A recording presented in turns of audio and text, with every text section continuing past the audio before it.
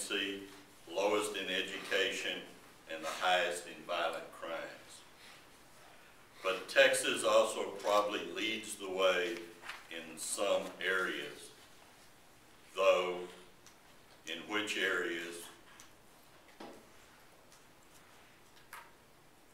Texas lags behind is in the progress used in selecting judges. Our next speaker has researched this important area, and to tell us about it, we welcome Trent Martin, Justice for Sale, Justice for Sale. Trent Martin, it's a 5 to 7 minute speech.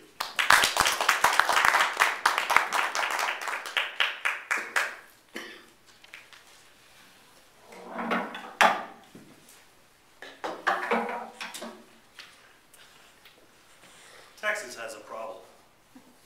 You see, it is one of only 7 states who still elect their judges.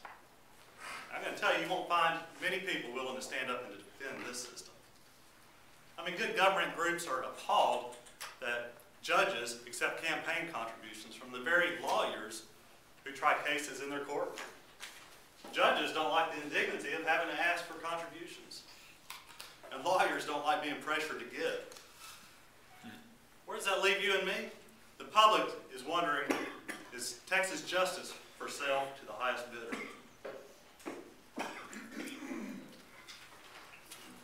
To understand the system, let's go back in time. Our current system arose in the 1870s, following a period of the hated Reconstruction following the Civil War.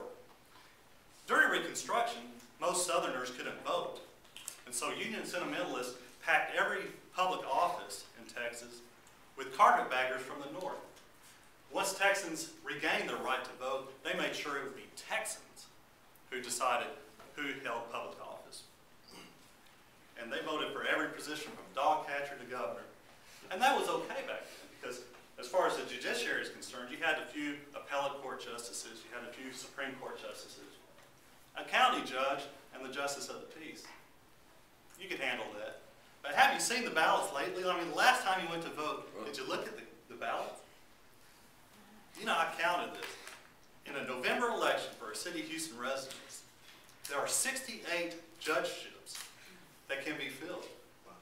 I mean, who's going to research all candidates for all 68 positions?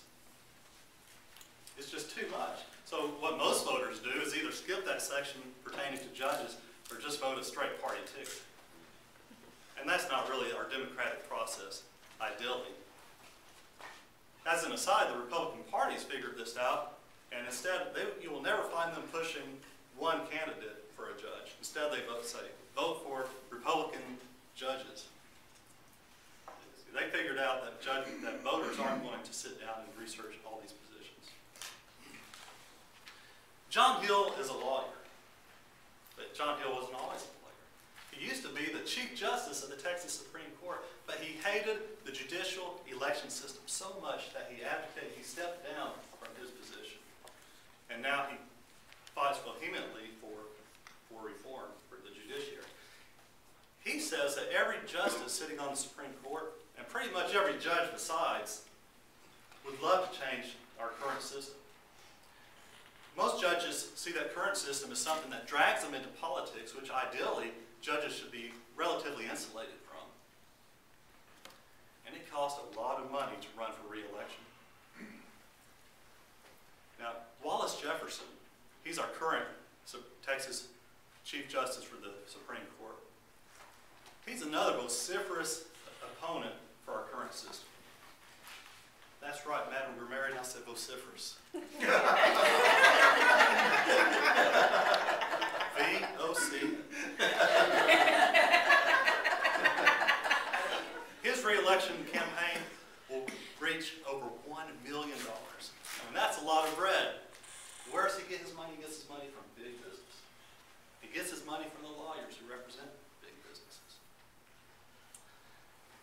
Now, I'm not going to sit here today and tell you that a big business that contributes a big chunk of change to a judge is going to influence that judge's decision when it comes to deciding a case pertaining to that same big business. I'm not a conspiracist. I would never purport to say that. But it does make you wonder if that possibility might exist. It plants a seed of doubt in the public's perception. Is there a better way? You know, when you have the prudence of Texas and being the last out of the chute, you can see what the other states did ahead of you. Some of them made mistakes. Some of them developed a very good system in selecting their judges. It seems like the best system that has arisen so far is one based on merit selection. In this system, you have the formation of a committee, an apolitical, nonpartisan committee that selects judges, that appoints judges based on their merit, based on their background. Now, these judges, it's important to note, aren't selected and appointed for life like a federal judge is. They have to come up for re-election periodically. But they don't run against somebody. It's kind of a confidence vote. So voters will elect to either keep the judge or vote them out. Vacated positions are again filled by the same committee. And the other important thing is when the judges come up for election on the ballot, there's no political party affiliation associated with that name. And since there's no opponent and no baggage of political affiliation, in other states that use this system, their campaign funds are much less than their Texas counterparts. Now, we can make the change. Now's the time to do it. Because 2 weeks ago, the Texas legislature convened. They don't meet all the time. They meet 2.5 months every other year. It's not very much. But we have a small window of opportunity. Fellow Toastmasters, I urge you to contact your state senator or state representative and ask them to support legislation to update our judiciary selection system. Together, we can drag Texas judiciary out of the horse-drawn era and into the 21st century. It's good for you. It's good for justice. It's good for Texas. Thank you.